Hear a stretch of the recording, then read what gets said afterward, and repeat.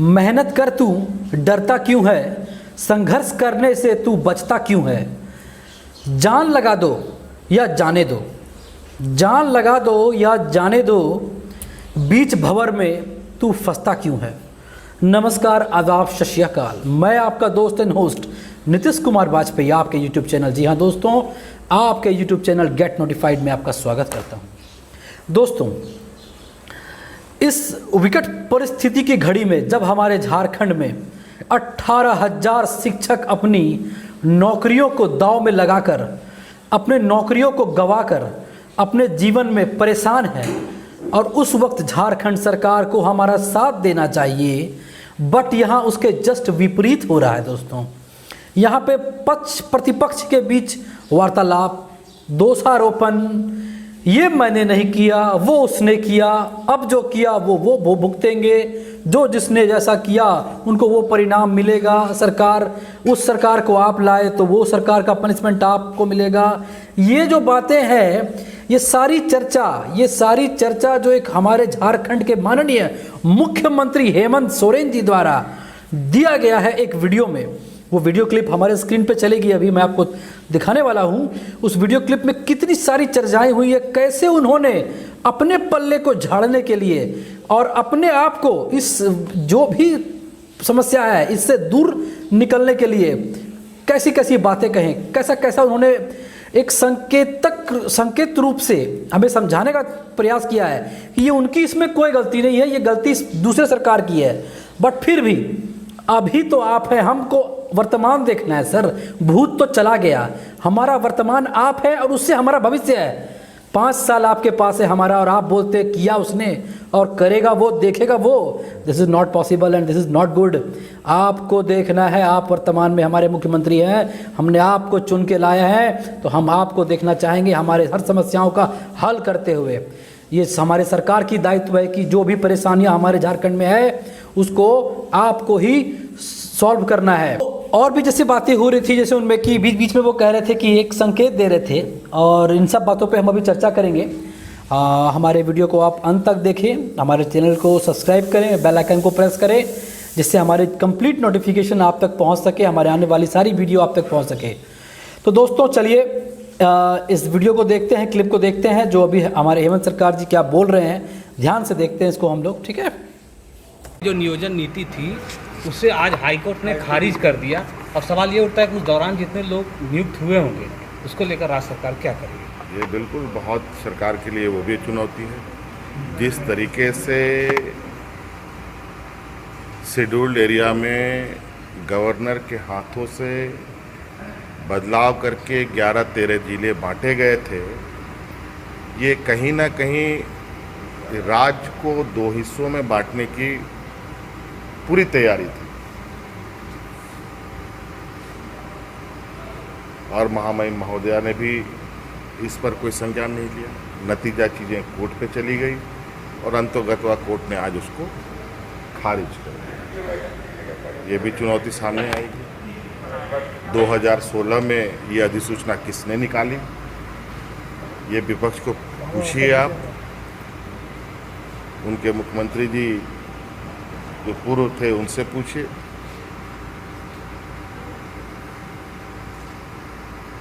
नेता प्रतिपक्ष का दावा करने वाले नेताजी से पूछिए कि ये आखिर होगा क्या हुआ उन बच्चों का।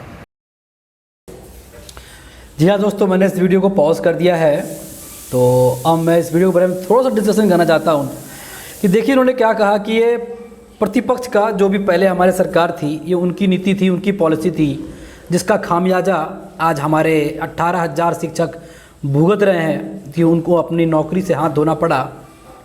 और बोल रहे हैं, ये इस तरह से अपना पल्ला झाड़ रहे हैं, आप इसमें देख सकते हैं क्लिप में कि ये बोल रहे हैं कि ये नीति थी 13 शेड्यूल और 11 नॉन शेड्यूल की, जो डिस्ट्रिक्ट में जो इस चीज़ को सेट किया गया था पॉलिसीज़ को।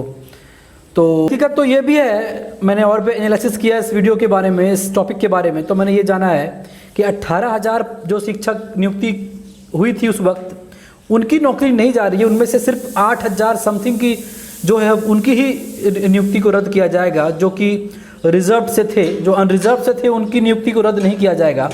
उनको कोई परेशानियों का सामना नहीं करना पड़ेगा, पर परेशानी सिर्फ उनकी होगी, उनको ही 13 डिस्ट्रिक्ट में से जिन लोगों की सरकारी नौकरी, जिनमें शिक्षक की नियुक्ति हुई थी, उनको ही इस प्रॉब्लम का सामना करना पड़ेगा।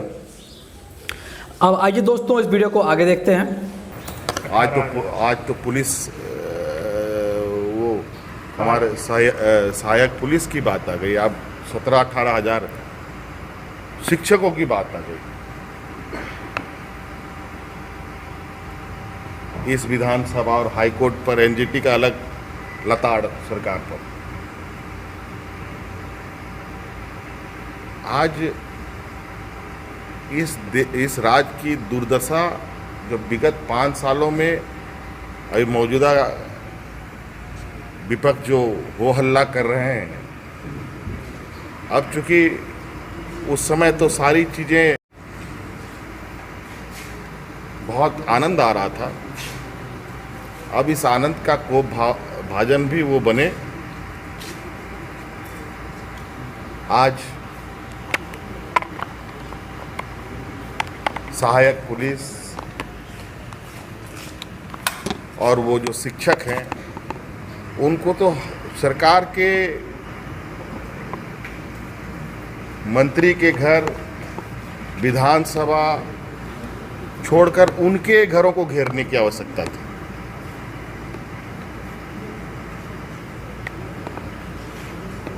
ये तो कमाल हो गया। आज जो एक तो कोरोना का मार, और ऊपर से जिस तरीके से यहाँ के लोगों को हम लोग एक अस्थायी तरीके से व्यवस्थित करने चाह रहे थे, रोजगार देने की तैयारी कर रहे थे, आज उसमें भी अव्यवस्था की स्थिति इन लोगों ने उत्पन्न कर दी। अब देखते हैं इस विषय पर हम क्या कर सकते हैं। अभी तो आप लोगों के माध्यम से खबर आई है, अब उस पर हम लोग चिंतन करेंगे कि इन निकम्मों ने कितनी गंदगी फैला रखी है। सर डीवीसी पे सेंट्रल गवर्नमेंट आप बार बार बोलते रहेंगे इसको फैला। तो देखा दोस्तों, यहाँ पे तो मुझे लग रहा है पूरा राजनीतिक मामले से इसको जोड़ा जा रहा है। ये कह रहे हैं कि उस वक्त तो लोगों को बहुत मज़ा आ रहा था इन पॉलिसियों को लेने के वक्त, इन पॉलिसियों को जब लिया गया, जब चलाया गया था, तब लोगों ने इनका विरोध नहीं किया, और अब उनको इसका खामियाजा तो भुगतना ही पड़ेगा। ये जो लाइन है इनका, ये बड़ा गलत है कि ऐसा नहीं बोलना चाहिए था उनको कि पॉलिसी का खामियाजा उनको भुगतना पड़ेगा। ये क्यों भुगतना पड़ेगा? आपके रहते अगर भुगतना पड़ेगा तो हम फिर आपको चुनकर क्यों लाए हैं? आपको हमने मतदान किया। This is a democratic public Republic India, जहाँ पे मतदान के द्वारा सरकार को चुना जाता है, और हम आपको चुन के लाए यही सुनने के लिए नहीं सर कि आप बोलिएगा कि भुगतना पड़ेगा। मानते हैं गलती हुई कहीं ना कहीं, बट उस गलती का खामियाजा हमें नहीं भुगत के, बल्कि उसका सॉल्यूशन करना चाहिए आपको एज ए गार्जियन। आप हमारे झारखंड के एक मुख्यमंत्री हैं, सारा संचालन, सारा निधि, सारा सारा कार्यपालिका, सारा सब कुछ आपके अंदर में है, सारा कार्य क्षेत्र आप देख रहे हैं। इस जगह पे अगर आप बोलिएगा कि सारा खामियाजा भुगतना पड़ेगा तो ये बिल्कुल सही नहीं है दोस्तों। यहाँ प्रतिपक्ष और पक्ष की बात की जा रही है। इन सारे मुद्दों को मुझे लग रहा है एक राजनीतिक षड्यंत्र के तौर पे एक अलग मतलब कि इसको ढांचे में लिया जाने वाला है, तो कि बहुत ही गलत है कि हमारे परेशानियों को ये लोग अपने जो कि बोलेंगे पार्टी पॉलिटिक्स के रूप में, कि सामने वाले को किस तरह से हम बदनाम कर सकें। जेएमएम बीजेपी को बदनाम करेगा, जेएमएम बीजेपी को ठहराएगा गलत, और इससे क्या होगा, इनका पार्टी जो है, इनका जो पार्टी सत्ता का जो पावर है ये मजबूत होगा, लोगों में ये जागरूक फैलेगा कि जेएमएम सबसे अच्छा है। आप जो भी कीजिए, बट मेरा यही रिक्वेस्ट है कि उन शिक्षकों का थोड़ा सा ज़रूर सोचिए जो इस वक्त उस परेशानी में है और उस दयनीय स्थिति में है, जो कि मानसिक और शारीरिक और फिनेंशियली इन सब पीड़ित रूप से पीड़ित हैं। अब आप देख सकते हैं कि इन सब समस्याओं का हल और निष्कर्ष क्या होगा, ये हमारे हेमंत सरकार जी बोले हैं कि देखते हैं क्या कर सकते हैं अब हम। क्योंकि ये जो था ये उस वक्त की पॉलिसी थी 2016 की, जब हमारे रघुवर दास सरकार की, हमारे रघुवर दास जी जब सरकार थे, और बोल रहे हैं अब उस वक्त का जो भी कचड़ा है और भी ना जाने कितने बुरे काम होंगे और कितने कचड़े होंगे जिन्हें मुझे साफ करना होगा। ये था इनका स्टेटमेंट। तो अब जो भी है देखिए, इनकी बातों में से यही समझ में आ रहा है कि ये सिर्फ पॉलिटिक्स व्यू में इसको ले रहे हैं। इनको एक अपने अंतर मन से सोचना चाहिए था कि ये जो हो रहा है इस पे हम कड़ा से कड़ा कदम उठाएं। इनका ये स्टेटमेंट होना चाहिए था कि हम इसको अति शीघ्र सॉल्व करने की कोशिश करेंगे, बल्कि यहाँ पे ऐसा कोई स्टेटमेंट इनका मुझे नहीं मिला, पर प्रयास करेंगे इन्होंने ऐसा कहा है। अब देखते हैं कि नीति इनकी बात कहाँ तक सार्थक होती है और कहाँ तक ये शिक्षकों के लिए सच्चे रूप से खड़े हो पाते हैं। अब हमारा उम्मीद तो इन पे ही है और सरकार तक अपनी बातों को एक ग्रुप एक जागरूकता के तहत एकजुट होकर उन तक पहुँचाएँगे। हमारा मुहिम होगा और हम बहुत जल्दी इस मुहिम को छेड़ेंगे। तो हमारे साथ जुड़े रहें, हमारे चैनल को सब्सक्राइब करें, हमारे चैनल से जुड़ें, जिनके साथ हम इस मुहिम को आपके साथ मिलकर सरकार तक पहुंचा सकें। हालांकि मैं इस फैसले के खिलाफ नहीं हूं और मैं इस फैसले के साथ भी नहीं हूं, मुझे कोई दिक्कत भी नहीं है इस फैसले से।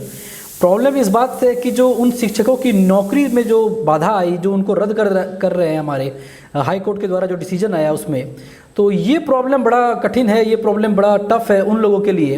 क्योंकि देखिए काफ़ी सारे शिक्षक थे जो पहले से कार्यरत थे एक सरकारी विभाग में, वो उस कार्य काम को जो अपने कार्यशैली थी जो उनको छोड़ के वो इस हाई स्कूल की वैकेंसी को भरे और फिर उनमें भी नौकरी को लिए। जैसे बहुत कोई टीचर प्राइमरी स्कूल में थे पहले, बहुत सारे टीचर कोई डिफेंस में थे पहले।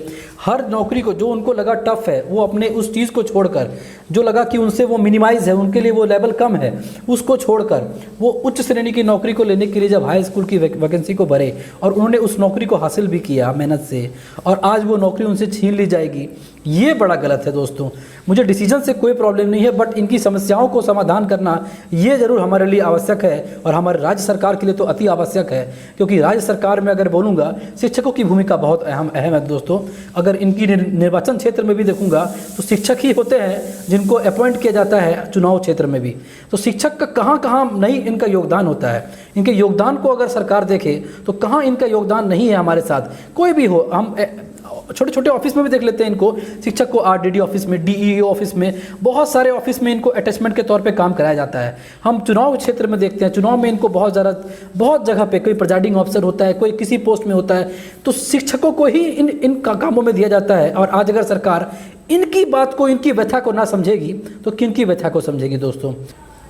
ये तो काफ़ी समस्या की बात है और मैं इस बात को कहना चाहता हूँ कि देख लीजिए आप, अगर उस शिक्षक की जगह पे अगर खुद को रख कर देखते हैं तो उनकी स्थिति किस परिस्थिति से गुजर रही है, उनके मन में कैसा भूचाल उत्पन्न हो रहा होगा, उनको कैसा फील हो रहा होगा। मुझे डर है कि वो कहीं कोई गलत कदम ना उठा ले कोई शिक्षक इस डिप्रेशन में आके, इस प्रभाव से आकर। क्योंकि देखिए जीवन का खेल, जीवन का दाव लग चुका है इनके ऊपर एक्चुअली, क्योंकि उनका उम्र सीमा जो था वो भी पार हो गया है। सरकार को इन हर एक मुद्दों पे देखना होगा और इन पे विचार करना होगा। मैं आप सब के तरफ से और हमारे चैनल के तरफ से भी गवर्नमेंट से फिर से रिक्वेस्ट करता हूँ, sir please do something, please do favour for us. इन सब शिक्षकों के लिए कुछ तो एक अच्छा निर्णय लाइए। जो भी रिजल्ट था मैं उनके साथ हूँ, रिजल्ट को मैं नहीं ठुकरा सकता, रिजल्ट हमारे लिए बेटर भी है, बट इन शिक्षक के लिए भी कुछ ना कुछ जरूर करें। क्योंकि इनकी समस्या इस देश की समस्या है, इस राज्य की समस्या है, हमारी समस्या है और आपकी भी समस्या है दोस्त। तो इस वीडियो को देखने के लिए बहुत बहुत धन्यवाद दोस्तों। मिलता हूँ आपसे अगले वीडियो में, तब तक के लिए नमस्कार दोस्तों। जय हिंद, जय भारत।